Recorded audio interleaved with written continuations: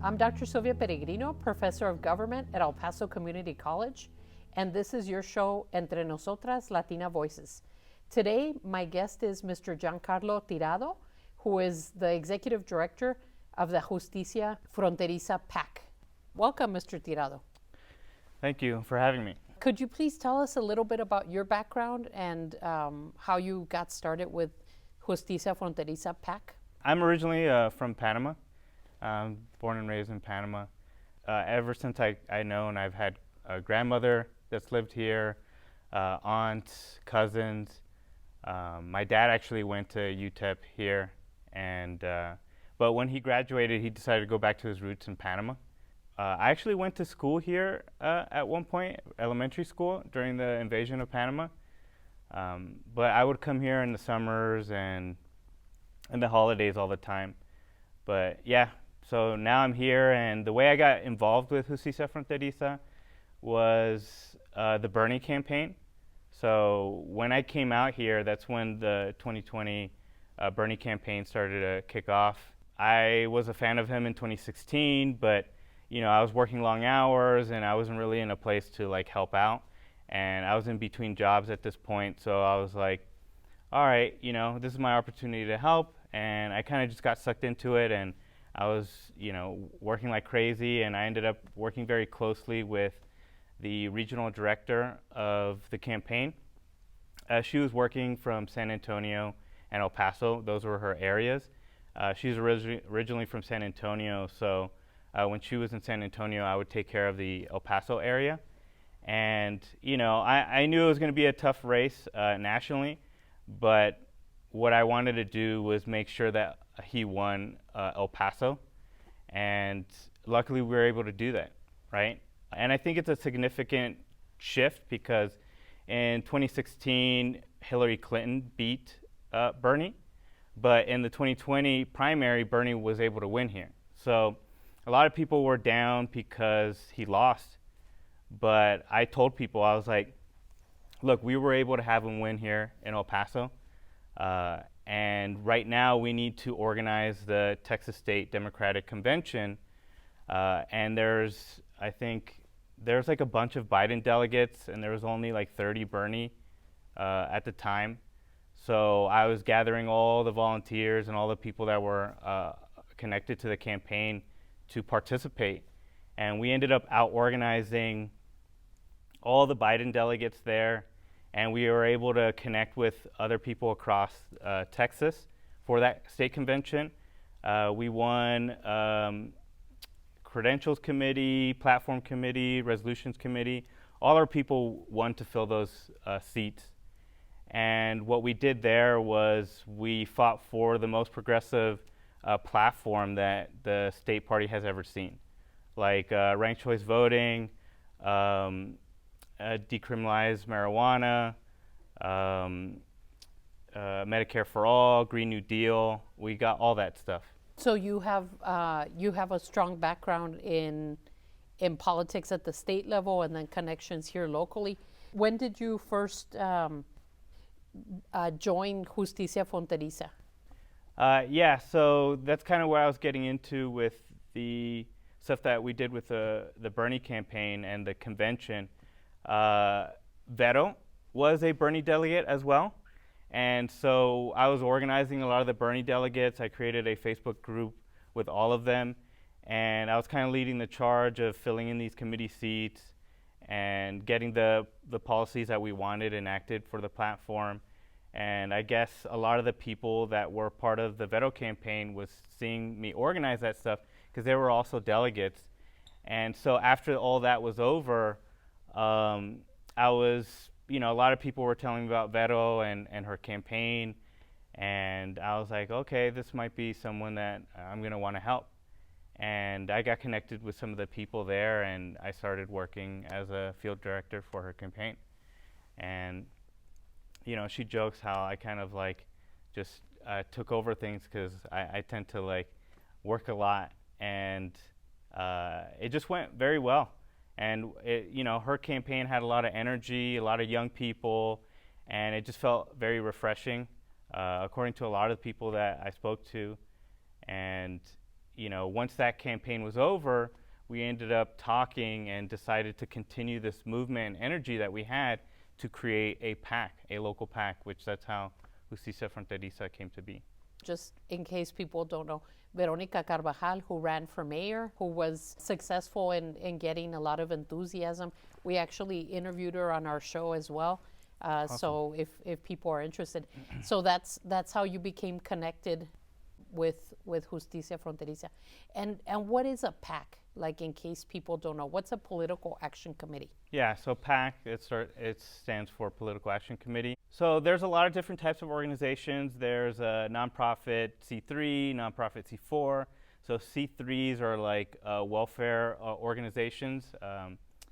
C4s, they are a combination where they could do welfare stuff, they could do advocacy, they could also promote candidates, but they can't coordinate with candidates, right?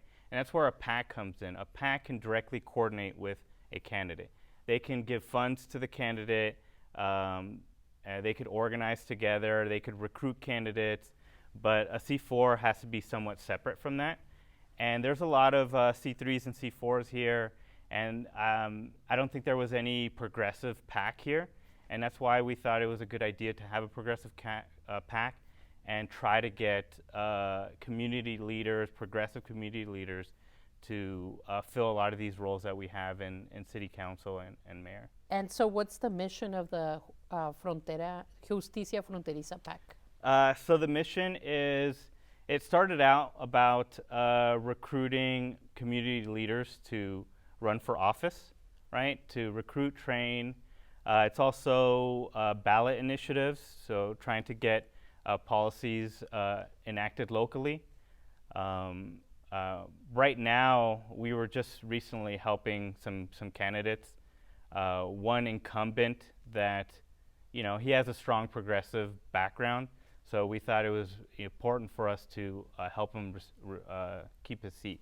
And so how do you decide which candidates Justicia Fronteriza is going to support? Do they come talk to you guys, or you reach out to them?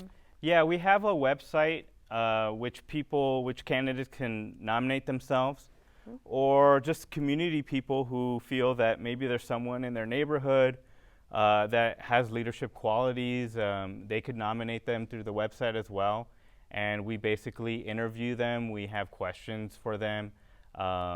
We hopefully try to get them to commit to certain policies that we're championing. That's how you decide to support them.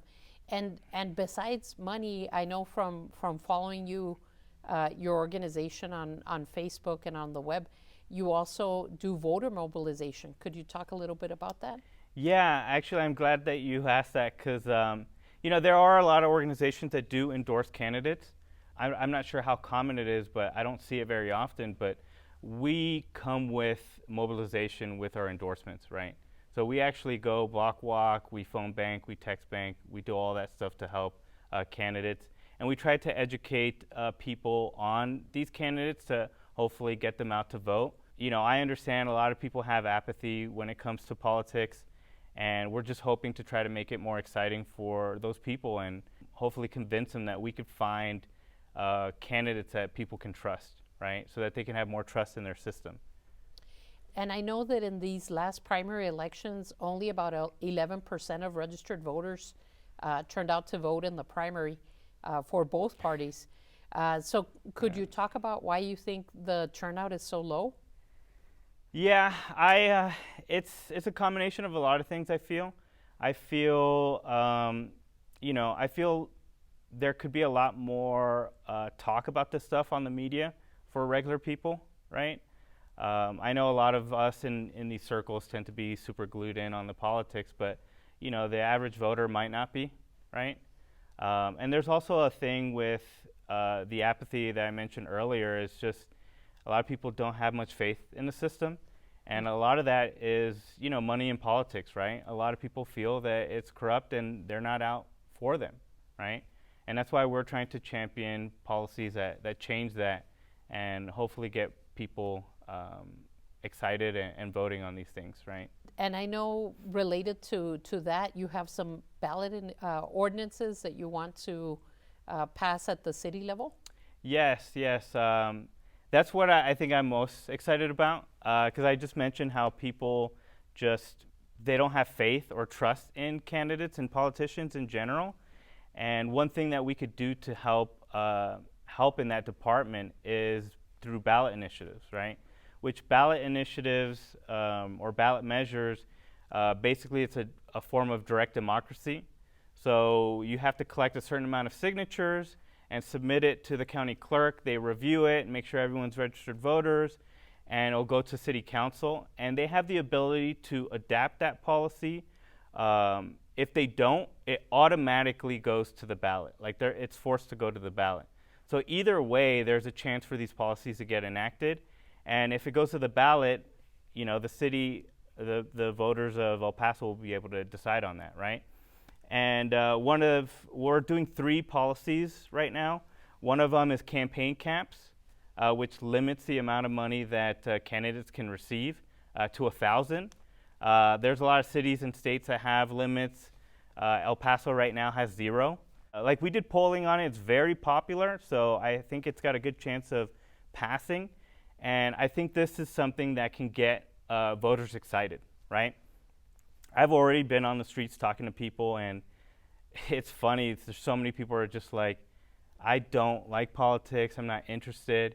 And then when I mention this, they're like, sign me up. Or they're hesitant. They're like, there's no way that can happen. But then I explain, this is going to go on the ballot. You have the ability to vote on this. And they're like, sign me up. So I have a strong feeling that we're going to get a lot more turnout because of these policies, right? And there are limits at the federal level, but at the state level, it's still the wild, wild west.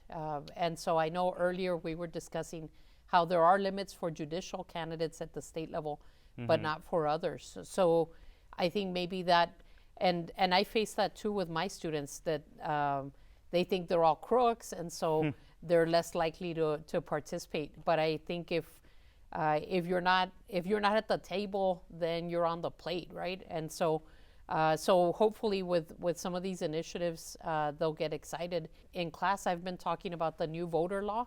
Do you think that also hindered turnout at the state level or locally? Yes, I do believe so. There was issues with ballots, mail-in ballots and all that, and there's a lot of voter suppression, which that's something that we need to take on. But it's very tough because we have a state delegation that is, just more a majority of Republicans, and right now they have a mission to cut things up and make it more in their favor, right? So we're hoping to build that infrastructure on a local level and build out from that, and hopefully get really good people running so that at some point they can run for state, right? And possibly work down the borderline, which, we had a lot of issues where we lost a lot of votes down the Rio Grande, right? And so that's kind of our future planning, is trying to work down there and build that up. I know that, redistricting and gerrymandering have a lot of pull in these situations. I know that when I went to vote, I was surprised that I ended up in District 74. So I'm in the east side by the Tierras area, and I thought it was a mistake, but then I went and I looked up my information, and we can put the website link, who represents me, and so you can find based on your address who represents you. And so now my state rep is in Eagle Pass. And so I guess for spring break, I might just drive down so I can meet my state rep, because I don't even think the person has an office here locally. And so I was surprised because I thought I was in a different district, but with the redistricting, they moved me out. So I commend Justicia Fronteriza for the work that you're doing at the local level to try to get more people engaged. And you talked about right now you're focusing more on local races. Yeah, I think it's very important to focus locally. There is a lot of things that can be done on the local level. A lot of times people don't really pay attention to the local politics. On TV, they're usually talking about national politics and sometimes state politics, but not local. and we have the ability to organize on a local level. I think it's a little bit easier in some ways, but we just really need to like educate the public on what's going on locally. And I really feel that we have a pathway to do that. And a lot of the local issues are also nonpartisan, right? Potholes, street lighting, sidewalks. Those are not party issues per se, but just quality of life issues. So I think perhaps that's something that people can find consensus around. Yeah, 100%. I think that one of the new battles right here is like the I-10 expansion, right? Which, that's going to affect a lot of the people that live around that area, right? It's going to displace a lot of people, all that construction and all that building, and it's going to cause more cars to fill up the highway, more pollution, instead of investing in public transportation. They just want to expand that, and they're going to be spending a lot of money on that. And that's something that people locally can affect, right? We would like to put a stop to that, right? And have like an actual good investment to some of these solutions rather than something like that. And so that's one of the battles right now that's being fought, which is going to be tough, but we definitely want to educate people on that. And I think maybe now with gas prices going up, that might be a good, that might make a good argument for public transportation, or for even having the option if gas prices keep going up, or just if there's a lack of gas in the future, then that makes a better case for public transportation. Yeah, 100%. I think in New Mexico they have like a whole fleet of electric buses, right? Like the amount of money they're going to save on gas and all that, and the environment, which is really the most important thing at the moment. We're dealing with a lot of issues with climate change. Yes, and I think that's something that maybe young people can get excited about, because they will be around, and I'm hoping to be around too for the next 40 years, but more so people in their 20s worry about the future for their kids, and we here in El Paso, living on the border, we do have high incidence of asthma. We do have a lot of medical, well, in Texas we're number one in uninsured people, and geez. We're lucky that we do have UMC, and we have different organizations that can help with medical situations, but not every place has a public hospital. Yeah, I think what is it? El Paso's like 13th or 14th in like pollution, the air quality, right? It's like really bad.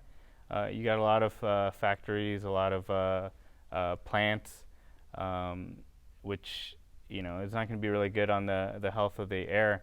I always hear people saying that when they moved here to El Paso, they started getting allergies and stuff and having issues. And I think maybe people don't recognize that those are local decisions, like zoning. So whoever is in power locally at the city level can decide, okay, we can make this mixed use, or we can make this commercial, or we can make this just residential. So I think it's just maybe we don't discuss it as much. Yeah, 100%. It's like the El Paso Electric buyout with JP Morgan, right? That's an example where we could have stopped that locally. If we had a really good city council, they could have voted to stop it, have a better agreement, because right now EPE has a monopoly here, right? El Paso Electric has a monopoly, and there's really no other option. So they could raise your rates, and there's really nothing that can be done. And they're building gas plants here, which aren't going to be really good on the health of people. So trying to get them to move towards more renewable energies and removing that is going to be really tough if city council isn't voting the right way, or creating agreements with these entities in a way that benefits the people here, right? And that's why it's important for people to focus on local politics, because who's on city council is going to represent what's going on here, right? And that's really what our goal is to get better people in office, right? And if you look where they get their money, you can see why they vote a certain way, right? You can track that. You can look that up online, the TEC reports, or on the El Paso campaign finance reports. You can see all that. You know, that's why we're working on our ballot initiatives to try to curtail that and hopefully recruit people that will actually do a better job.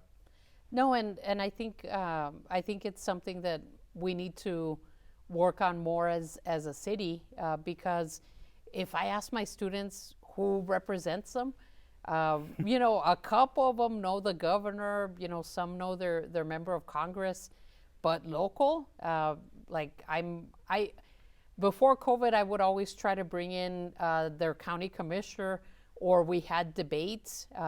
I know that my city rep, I never saw in anything, and so never showed up to any public forums or anything. And so I was disappointed, but surprised, but not surprised that she still won, even though she didn't show up to any campaign forums or anything. Mm-hmm. Does Justicia Fronteriza plan to do sort of accountability sessions, like in, you know, having people debate or picking who you're going to support that way? Yeah, I think that would be something that we would want to work on. I think a lot of our members, and including me, have participated and helped organize community forums, so to educate people on the candidates and things like that. So that is something that we're working towards. I think right now the main mission is getting those ballot initiatives through. Yeah. And so I know we talked about them briefly, but tell us about those 3 ballot initiatives. Yeah, so we're working on campaign finance reform, which is putting the caps, which I mentioned earlier. Public financing of elections is basically where if candidates can communicate community support in the sense of collecting signatures, then they can have access to the public funds, right? It's just a way to even the playing field against like self-finance candidates or candidates that are taking in a bunch of money from, you know, rich donors and stuff like that. You know, hopefully we can get better representation that way, right? Because a candidate can take, you know, a lot of money from 2 people. Do we want 2 people to decide who's our representative? Or do we want someone that's able to collect a lot of signatures and collect a lot of support, community support? That, I think, would be more representative of what we want. So that's kind of the idea behind public financing. And there's also ranked choice voting. Ranked choice voting is basically you're voting your candidates by preference. So your first choice, your second choice, and it's kind of a way for no one's vote to get lost, right? And also sometimes, like, I think a good example is the Veronica Carvajal campaign, right? I think a lot of people weren't happy with Dean Margot. He's a Republican, and a lot of people, you know, this is a Democratic area, and so it's just kind of weird that he was our mayor. But Vero was no name, right, at the time when she was running. And we had Oscar Leeser, who's a previous mayor. He had a big name, so it's going to be a lot easier for him than Vero, right? And there are some voters that, you know, they're scared of Dean Margot staying in power. So they might support Vero, but they might think that Oscar Leeser has a better chance, right? And that happens a lot. And it happens in presidential elections too. They're going to vote for the person who has a better chance of beating the person they don't want. And Vero loses a vote there. So ranked choice voting would allow for me to choose Vero as my first option, Oscar Leeser as my second option, right? So if she's not able to get enough points, then she gets removed, and then my vote goes to Oscar Leeser, right? But this is an opportunity to get other people involved. And not only that, it's a way to save a lot of money for the city, because runoff elections are very costly. So we typically want to have, I think the way our elections work is you have to have 50% of the vote. But if there's so many candidates, like when Vero ran, there was 6 candidates, right? So no one's going to be able to get 50%. So that means the top 2 candidates are going to end up going in a runoff, and that's going to be very expensive on the voters to spend for a whole nother election. And ranked choice voting is a way to eliminate that, because the candidates will be able to get a majority within that process, and so there's no need for the runoff. So you would, so that would be just for the local mayor? Yeah, so these policies that we're working on are specifically for the city. So that would be city council and mayor, right? And there is a possibility in the future that we'll expand on that, but right now we're working on the local level. And just, just in case people don't know, usually local elections or at the city level, they're nonpartisan. So they don't have a D or an R next to their name. But we knew from the past, because Mayor Margo was a state representative, we already knew that he's a Republican because previously he ran as a Republican. And so you make a good point there that we would save on costs. And so, do you have any? When are you kicking off these initiatives or these voter ballot initiatives? Yeah, thank you for that question. We kind of started on election day to collect signatures. We basically need to collect 11,000 signatures by around mid-May to submit for review, for the county clerk to review them. But we are going to have an official launch on the 20th of this month. This week we're going to be sending out invitations, we're going to be promoting it and trying to get people to go out there so that they can sign on and then possibly pick up a clipboard and maybe collect signatures from their family and friends, because 11,000 is a lot of signatures, and so we have a limited time to get there, so hopefully we can get a lot of people out there to help out. It's going to be at Old Sheepdog at 2 p.m. on the 20th of this month. Okay, well, good to know. Is there anything you want to add that maybe we haven't discussed? Hopefully some of the viewers would be interested in checking us out on our website. It's justiciafronteriza.org, and follow us on social media. We're on Facebook, on Instagram. A lot of this work is hard work, and we need staffing. So any type of support, financial help, donations, sign up to volunteer, all that can help with this movement. I know that the 2 of the candidates that you supported locally are in the runoff, and so I would encourage people to look at all the candidates in the runoff and decide who they want to support.